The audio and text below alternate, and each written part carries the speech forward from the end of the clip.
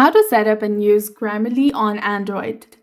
Hey everyone, welcome back to our channel. So here's how you can set up and use Grammarly on your Android device. Watch this video until the end to learn the complete process. So first, you need to go ahead and download the Grammarly from the Google Play Store. Simply launch Google Play Store, tap on the install button that is beside it. Wait for a couple of minutes and seconds. And in the case if you already have the Grammarly app on your device installed, make sure that you update it if any update is available. You can check this by going to Google Play Store as well. Once it has been installed in your device, simply go ahead and open the app. Tap on Get Started in the bottom. Tap on Agree to the terms and conditions.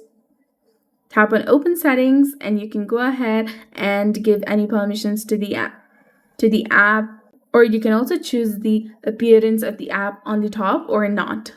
Then go ahead and sign in or sign up to your account. You can sign in with your Google, Facebook, or Apple, or you can manually go through the process by entering your email address and password. Tap on Continue to Grammarly, and now you can go ahead and try out this app. Here are different sections of settings, appearance, blocked apps, share feedback, demo tutorial support, and many more.